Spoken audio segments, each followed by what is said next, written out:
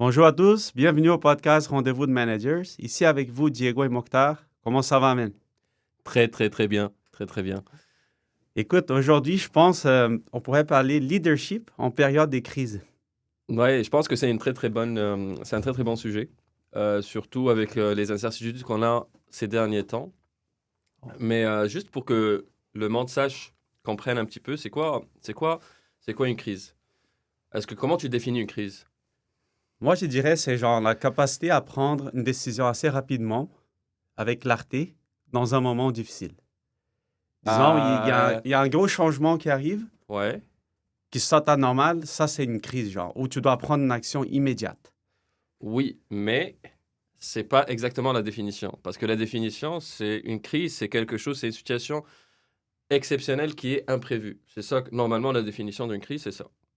Ouais, Donc, après, c'est sûr que lors de la crise, la personne ou l'individu ou l'organisation, elle est sous pression intense et ça nécessite justement une réaction très très rapide, comme tu l'as dit. ouais, ouais. Maintenant, on va essayer de voir au fait comment un gestionnaire devrait réagir et c'est quoi les qualités essentielles au fait que doit avoir un gestionnaire en moment de crise.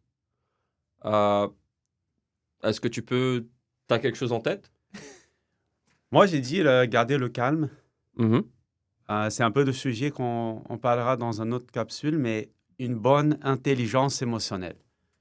Parce que tu sais, il n'y a rien de pire d'un leader qu'est-ce qu'on appelle dans l'individu, l'organisation, un chien chaud. C'est Un chien quelqu'un, chaud? ouais, ça c'est le vrai terme. Il y a le chat chaud, Ouais. le chat froid, le chien chaud et le chien froid. En gros, un chien, Attends, je me rappelle avoir vu ça quelque part, exact, on hein. a eu un cours là-dessus et je trouve extrêmement cool de parler parce que genre, un chien, il réagit très facilement avec l'environnement qui l'entoure. Mhm, Alors qu'un chat, il reste posé. Il ne se fait pas affecter par le comportement des individus qui sont autour de lui. Donc ouais. déjà, tu as un chien et tu as un chat. C'est Mhm, deux comportements complètement différents. Tu sais, la personne explosive, ouais.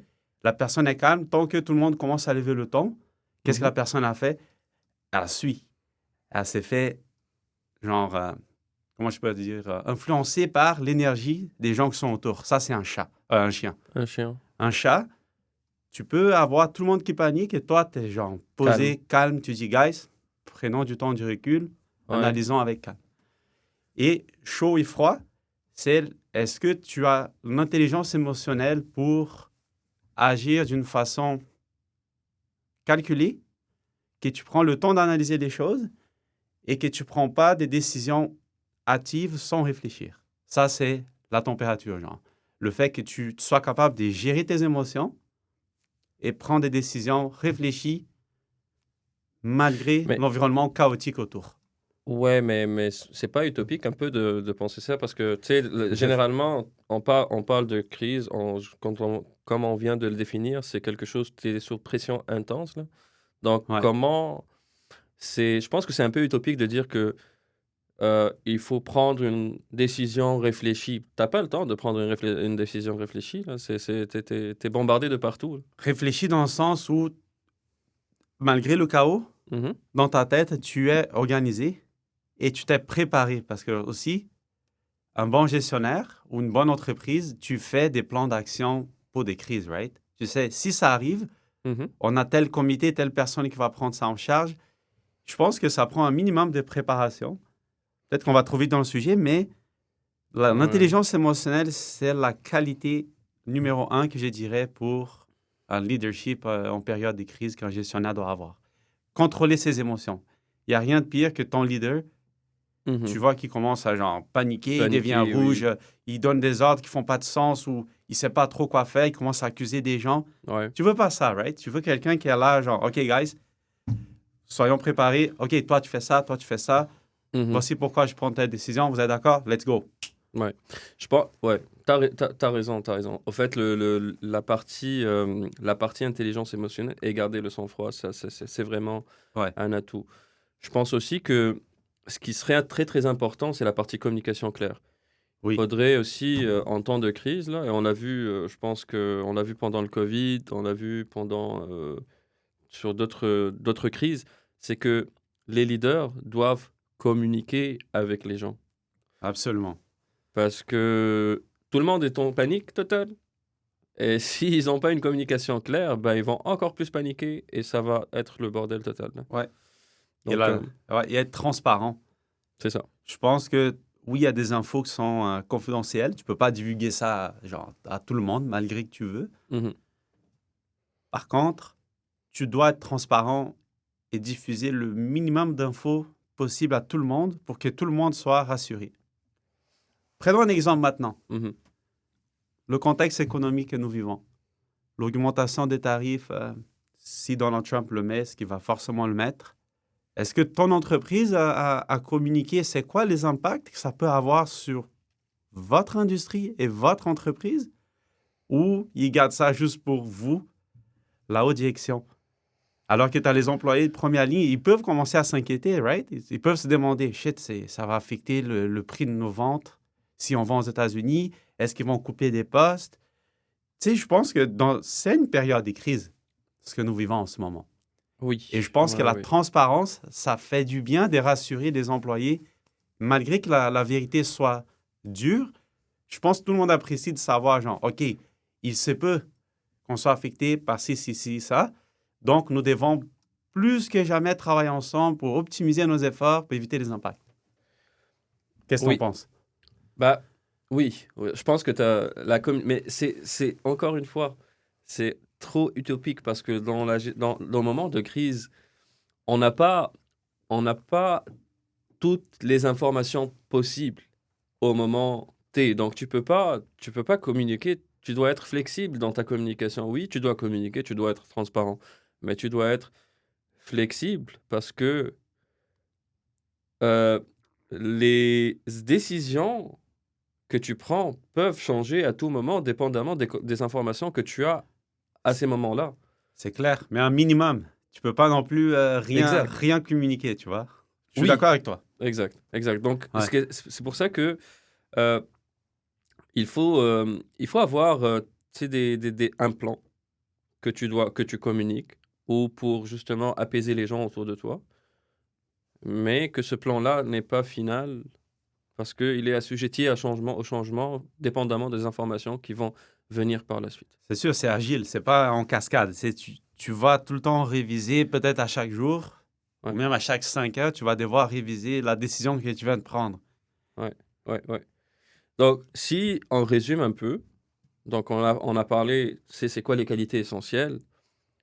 La communication, elle doit être claire, transparente. Euh, la personne, elle doit être capable, ou le gestionnaire doit être capable de prendre une décision rapide et raisonnée, ce qui est, Oui, euh, ce qui est vraiment un peu c'est contradictoire, mais je pense que c'est un atout. Cette décision-là, bah, il faudrait qu'elle soit flexible, dépendamment des informations que le gestionnaire a à ce moment-là. L'autre chose aussi, c'est l'intelligence émotionnelle. C'est que ouais, l'intelligence émotionnelle est le fait de savoir gérer ses émotions ouais. et de rester calme.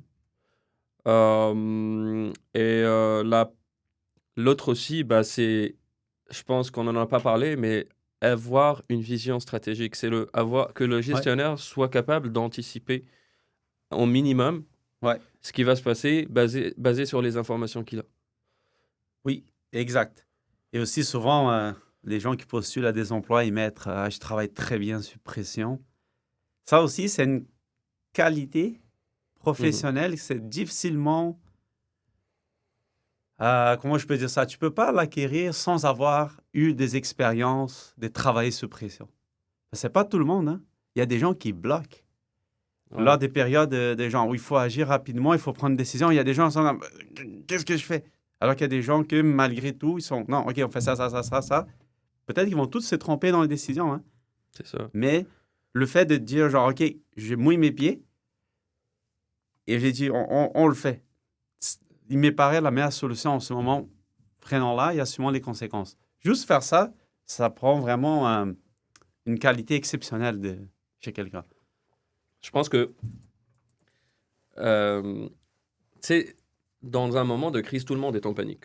On en a parlé. Je pense que lorsque le gestionnaire montre qu'il est en contrôle, même si dans sa tête, c'est la panique totale, là. Ouais, Même si c'est dans clair. sa tête, c'est le flou total, c'est la panique totale, il faudrait que son langage corporel, là, montre que tout est sous contrôle. Ouais, le non-verbal, très bon point. Hein. Quelqu'un qui est là en train d'avoir des tics, est en train de se toucher la face, il est tout rouge.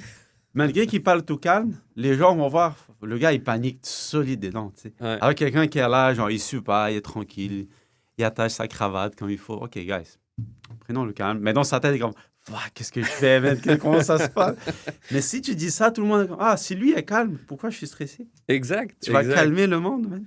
Et je pense que j'ai vu des exemples cette semaine à la radio, là, où, où il y avait des entrevues par rapport justement au tarif que le président américain veut instaurer sur le marché canadien. Bah, j'ai vu un- comme un podcast où il y avait, je pense que c'était le directeur de la caisse des jardins ou un truc comme ça. Et Ouais, justement, il parlait et il était tellement calme, il m'a dit, ça sert à rien de paniquer. C'est oui, il peut c'est son plein droit de vouloir implémenter des tarifs de 25%, des taxes de 25% sur les produits canadiens, mais au final, tu sais, le marché canadien et américain, c'est ils un sont marché reliés, quoi. gagnant-gagnant, là. Ils sont Ouais, tellement reliés. Mais tant que, oui, il va implémenter ces 25%, mais au final, les États-Unis, présentement, ils peuvent pas combler ces 25%. absolument pas. Il y Et a ils peuvent pas combler ces 25% parce que ils ont pas, tu sais, mettons, heu, je sais qu'on s'écarte un peu du sujet, mais je vais juste parler d'un exemple. Mettons que tu veux combler tu veux plus acheter du Canada, bah, tu dois acheter des États-Unis. Donc si tu achètes des États-Unis, si la capacité de production des États-Unis ne peut pas satisfaire ça, soit tu dois bâtir une autre usine pour remplir ce gap-là aux États-Unis, soit tu achètes du Canada pareil, même c'est avec un tarif de 25% de plus, right? Et pour remplir le gap aux États-Unis et faire des usines, tu sais, là, faire des usines, ça prend pas 6 mois ou 3 mois, là. ouais. On parle de 2 à 3 ans, là, pour mettre en place une usine, là. Ben Tu sais. justement, Et en plus de ça, pardon de te couper, mais en plus de ça, le taux de chômage aux États-Unis n'est pas tellement haut que ça, là. Donc, mettons que tu veux mettre en place une usine, tu n'as pas du tout la main-d'œuvre pour pouvoir travailler dans cette usine. Si en plus de ça, tu es en train de mettre tous les immigrants à la porte, c'est ça, tu sais, et ça, ça ça tient pas la route. montre que ce soit le président Caisse des Jardins ou qui a dit ça, là, ça montre qu'il y a des bonnes qualités de leadership en période de crise. Ça, c'est savoir distinguer le chaos des faits réels et dire, OK, si ça risque pas de trop marcher sur le long terme parce qu'il connaît. C'est l'expérience qui parle, tu vois. Mhm. Et le fait qu'il connaît quelque chose, qu'il peut distinguer et voir clair dans la folie du chaos, c'est ça aussi que c'est difficilement genre, une qualité que tu peux développer sans avoir une pratique. Ouais. Je pense qu'il faut que tu connaisses bien ton industrie, que tu connaisses bien ce que tu fais. Et Mhm. quand il y a une crise, entre guillemets, tu es capable de voir, genre, c'est-tu vraiment quelque chose qui va affecter énormément, oui ou non? Et tu sais à quoi t'attendre et tu prends des décisions en se basant sur ça. Tu sais. Mhm. Donc, au fait, si- pour juste nous réorienter un petit peu vers le sujet, les qualités dont on vient parler, elles sont cruciales. Pourquoi? Pour que tu puisses montrer ton leadership, que les gens te voient comme un leader. Tu es Ouais. capable de gérer tout ça. Et crois-moi qu'après, tout le monde va avoir Confiance, hein. confiance et un respect envers toi Confiance en ton jugement, ouais. parce qu'ils ont aimé comment tu as géré la situation. Ouais. J'illustre un autre exemple. Dans les assurances qu'il y a eu au Mhm. Québec, là, les Ouais. catastrophes naturelles, l'inondation, Mhm. ma conjointe a travaillé là-dessus, elle a expliqué, genre, il y a plein de gens qui ont brillé dans l'industrie, dans l'entreprise, parce qu'ils ont bien géré cette crise. Et ça montre à quel point que certaines personnes ont une valeur que tu ne vois pas nécessairement, mais dans des périodes comme ça où tout le monde Être en panique, panique, ouais. il y a eu des gens qui ont été clés pour bien gérer cette crise. Mhm. Et ça montre qui sont les vrais leaders et qui a du potentiel pour gérer des équipes assez Mhm. importantes. Tu sais, je vais te parler d'un exemple que j'ai eu cette semaine. C'est c'est- c'est une crise. Euh, Malheureusement, bah, c'est la vraie définition d'une crise. Donc, là où je travaille, il y a eu un accident assez grave Ouais, pour un employé. Et l'employé a été transporté à l'hôpital. Euh, il y a eu, sa main a été écrasée. Et donc, tout le monde était en panique. Tout le monde était en panique parce que ça fait vraiment longtemps qu'on n'a pas eu ce genre d'accident. ouais, Et je pense que ce qui s'est passé par la suite, le fait que, tu sais, j'ai appelé les bonnes personnes, j'ai créé un meeting, j'ai, avec toute l'équipe d'ingénierie, l'équipe de santé et sécurité, l'équipe de maintenance, j'ai cadenassé les machines, j'ai amené tous les employés pour leur raconter l'histoire, pour qu'ils sachent que leur collègue va bien, au final, qu'il va avoir son opération par rapport à sa main, mais que, vu les circonstances, il se porte bien. Et le fait qu'on avait mis en place tout un plan d'action pour remédier, premièrement, à la ligne qui était défectueuse et qui a causé cet accident. Deuxièmement, garder la ligne cadenassée jusqu'à ce que les travaux soient complétés. Troisièmement, s'assurer que la personne aussi, elle va bien, que ce ouais, soit sur le plan physique ou moral. Quatrièmement, s'assurer que tous ses collègues aussi vont bien, que ce soit sur le plan moral, mais aussi que, tu sais, par rapport à l'information, parce qu'ils ne sont pas tous dans le même shift. ouais. Donc, ça se peut que d'un Communiquer. shift à un autre, ils entendent une information complètement différente. Donc, le fait de avoir justement cette communication, que tout le monde connaît ce qui s'est passé exactement et qu'il n'y a pas, tu sais, de versions différentes d'un shift à un autre. Je pense que ça a fait tellement du bien à l'équipe. Et je pense que je vois les gens, en fait, après cet accident-là, que ce soit l'équipe du plancher ou l'équipe exécutive, ils ont vraiment très bien apprécié ce qui s'est passé, dans le sens où, que ce soit l'équipe exécutive, elle a vu que malgré ce qui s'est passé, au fait, on est en contrôle de la situation Ouais, et on a géré la situation du mieux qu'on peut. Mais l'équipe du plancher, elle a vraiment senti des leaders qui étaient vraiment là pour les supporter et pour les aider à régler la situation et sécuriser les machines, sécuriser leur environnement de travail. Et ça, honnêtement, ça n'a pas de prix, là, parce que tu sens que l'implication des gens et tu sens que les gens tu, ouais. ont vraiment apprécié ça. Tu sens que ces leaders prennent soin des employés des premières lignes pour expliquer c'est quoi qui s'est passé. Parce que déjà, est-ce que ça a été un non-respect des politiques de cadenassage ou c'était une défaillance mécanique où ça aurait pas dû provoquer l'accident et c'est s'est passé? Ouais, bah, pour l'accident, c'était une défaillance du dispositif de sécurité de la machine. OK. Parce que là, c'est important d'expliquer que justement, tu as cadenassé pour éviter d'autres accidents parce que Exact. c'est sûr que personne ne veut aller s'approcher de la machine. C'est, non, je veux pas que ça arrive à moi non plus. Mhm. Donc oui, c'est ça, c'est le fait de prendre conscience de ce qui s'est passé, communiquer aux autres la raison, le pourquoi et que leur collègue va bien. Ça, c'est Mhm. sûr que ça rassure, tu sais. C'est Ouais. ce qu'on a dit, communication, transparence, clarté de l'info et un Ouais. contrôle de soi-même, pas genre, qu'est-ce que vous avez fait? Qui a tassé le gars? Pourquoi? Alors que si tu as l'air plus confus, qu'est-ce que tu penses qu'ils vont faire? Ils vont être plus confus encore. Exact. Et, Exact. ouais, non, effectivement, c'est un bel exemple. Et, et sinon, bah, pour terminer, ça serait quoi les défis que un gestionnaire pourrait avoir? Tu sais, on a parlé un peu de c'est quoi les qualités.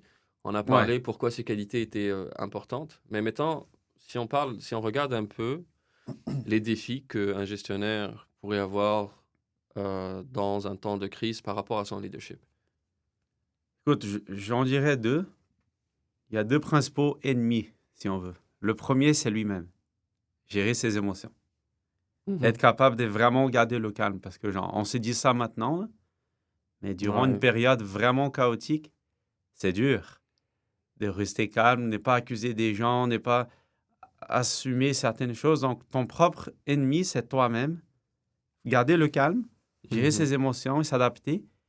Et le deuxième, c'est peut-être que ton collègue, il va pas avoir du tout le même contrôle que toi, au point où il va dire non, ce que tu dis de faire, ça fait pas de sens. Je ne suis pas d'accord avec toi. Donc, c'est gérer soi-même et être capable d'aider à gérer l'autre qui n'a pas le contrôle sur soi-même. Donc, je pense, d'après moi, c'est les deux principaux défis Hmm. pour que ça se passe bien, Ouais. la gestion en période de Ouais. crise. Je sais pas si tu es d'accord avec Je- ça. Oui, oui, oui. C'est le fait. Oui, je suis d'accord en partie avec mais je pense que ça entre dans le même braquet, la même braquette, ce que tu viens de dire, gérer ses émotions, gérer Exact. les émotions par rapport. Ça rentre dans la gestion de le fait, l'incertitude. Je pense que ça rentre dans la certitude, tout ça. Adaptation, incertitude, prise de Ouais. décision rapide. Parce que, tu sais, Mais, gérer son émotion, c'est une chose, mais gérer l'émotion des autres, c'est ouais. encore plus dur, tu vois. Il y a aussi, il y a aussi, je suis en train de penser, mais la partie maintenir la cohésion d'équipe. Ouais, Tu sais, lorsque tu es un leader, un des défis, c'est que tu es en train de parler, justement, tu t'as dit tout à l'heure que c'était gérer les émotions des autres. Ça, l'impact de ça, c'est que tu as une équipe qui n'est pas soudée. Donc, exact. essayer de Ouais. maintenir la cohésion de l'équipe, là, lorsque, parce qu'en temps de crise, chaque personne peut avoir des avis divergents. Et tu n'as pas forcément le temps de discuter tranquillement là autour d'un Ouais, parce que tu dois prendre des décisions assez rapidement. Donc, oui, je pense oui. que le gestionnaire devrait avoir comme un il devait être un petit peu plus directif que d'habitude Absolument. parce Ouais. que tu as pas le temps de, tu sais, de collaborer, De dire d'essayer qu'est-ce que de t'en penses? Non, tu dois. non, tu dois prendre les Si tu as un décisions. pouvoir, prends la shot. Si quelqu'un est en désaccord, On en parlera plus on tard. en parlera plus tard. Il faut agir maintenant. Allons-y ensemble. Tu sais, we take it offline. Et, et tu sais, je pensais à ça, un autre truc. Je sais pas si ça rentre comme un défi. C'est plus genre le contrôle. C'est compliqué parce que, genre, en période des crises, il faut savoir distinguer. Est-ce que c'est vraiment une crise? Parce que à mon quotidien, là, très souvent, il y a des gens qui calent. Ils disent, ah, c'est une crise. Je suis comme, guys, non, Ouais, c'est juste un problème quotidien avec un client qui n'est pas satisfait. ouais, Arrête ouais, de ouais. déclencher une crise pour mobiliser tous les départements Qu'il- sur un projet qui aurait pu avec deux personnes. Et là, je regarde ça, je me dis, man, mais tu déranges tous les départements pour des meetings et tu fais, genre, tu mets toute la planète en CC. Ah, tel projet a besoin des gens qui agissent tout de suite. Je suis comme, oui, mais Mhm. ça fait 2 mois qu'on en parle et c'est maintenant que tu déclenches une crise. Tu sais, et là, tu as, le fameux dicton du loup, là, le garçon qui criait au loup. Mhm. À chaque fois, il n'y avait pas le loup. Mais quand il y a un vrai loup, là, les gens vont prendre, bah non, c'est pas une crise, là, je ne vais pas embarquer. C'est ça Ouais, le danger que je vois, c'est savoir quand est-ce que tu dis c'est vraiment une crise. ouais, ouais, Je ouais. sais pas si tu partages un peu le... Oui, les gens qui tirent la plug à bout de champ, là. Il suffit que la personne ait un certain pouvoir, qu'elle met des chefs de département dans un courriel, genre, guys, nous avons un gros problème. Ça, c'est Mhm. déclencher une crise. Parce que, genre, pourquoi tu C'est ça. manifestes un problème que toi, tu peux gérer à l'intérieur de ton département? Pourquoi tu veux tu sais, communiquer cette info à d'autres qui après vont paniquer, tu sais, ça fait Hmm. juste un effet boule de neige. Ouais, ouais, ouais. Mais ça, à mon avis, ça peut s'adresser euh, avec la personne directement. Là, tu la prends de côté, tu lui dis Calme, calme-toi là, calme, ouais, calme-toi. c'est ça. Mais je pense qu'un un des autres défis que je vois, c'est le fait de prendre des décisions avec des informations limitées, là. Tu sais, il Oui. faudrait tout le temps Mm. être, tu sais, pouvoir prendre des décisions, même si tu as pas toute l'information, même si tu sais pas qu'est-ce qui va se passer, mais tu dois anticiper. Donc, c'est ça c'est aussi un autre défi et que c'est pour ça qu'on a parlé tout à l'heure de la qualité, une des qualités, c'est avoir une vision stratégique et un Ouais, minimum d'anticipation. exact. C'est pour revenir à l'exemple justement que j'ai eu cette semaine. L'une des décisions que j'ai prises, c'était de cadenasser la machine.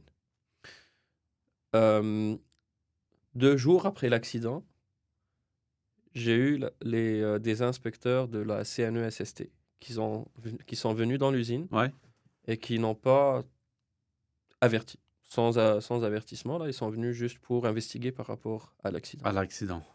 Et le fait qu'ils ont trouvé que j'avais cadenassé directement la machine où il s'est passé l'accident et une autre machine qui avait, qu'on a testé et qui avait le même problème que la machine où il y avait l'accident, ils ont Ouais, vraiment très très bien apprécié ça. ah Et oui. tu vois, Oui. ça, c'est une partie de l'anticipation. Je ne Ouais, savais pas du tout que les inspecteurs de CNESST allaient venir, mais ouais, j'avais pris la décision de cadenasser anyway, là, parce que je me suis dit que ces machines-là ne sont pas safe. exact. Ouais. Donc, je les arrête, je les cadenasse tant que ça ne sera pas réglé. Ouais, et ça se peut que quelqu'un vienne te voir. Ah, mais tu peux pas cadenasser pendant 2 semaines, on va perdre beaucoup d'argent. C'est là que tu dois tenir ton point. Non, ma décision est prise parce qu'il y a des implications pour la santé, sécurité, etc. Mhm. Je sais pas si ça s'est arrivé là, s'il y a des gens qui sont venus te dire, Euh, genre, je- ça fait pas de sens de cadenasser ça pendant X nombre de jours. Honnêtement, c'est pour ça que, en tant que leader dans ce genre de situation, il faut être calme et il faudrait être ferme et Ouais, directif. Mais je pense que la manière avec laquelle ça s'est passé et que tout le monde m'a supporté dans ça. Parce que ils ouais, ont vu que, que j'avais pris position et que je m'en allais vers une direction et c'est ça ma direction. Et j'étais pas, tu sais, j'étais sûr de moi-même. Donc ils ont juste salué cet effort et ils m'ont supporté dans ça. ouais. Et en plus, tes décisions étaient appuyées sur des faits qui faisaient du sens. C'est pas une décision que tu as prise. Pourquoi tu cadenasses? Ah, juste au Ouais, cas où. Non, parce que on sait que c'est défectueux. Tu vas pas envoyer exact. quelqu'un là-bas, tu sais. Exact. Donc, Excellent sujet. Je pense qu'on pourrait en parler encore. ouais, en- ouais, ouais, bah, Plein d'exemples. il y a tellement d'exemples, mais j'aimerais bien que pour notre prochain épisode, on parle d'intelligence émotionnelle, là. Oui, oui, absolument. Ça Ouais. pourrait être un bon sous-sujet, là, et Ouais. qui est en rapport un petit peu de ce qu'on parle, de ce qu'on est en train de parler. Yes, on va certainement parler de ça. Cool. Bon, merci à tous qui nous écoutent. Restez connectés et suivez-nous sur nos comptes sociaux, Spotify, LinkedIn et YouTube. Et au prochain rendez-vous. Merci beaucoup tout le monde. À la prochaine.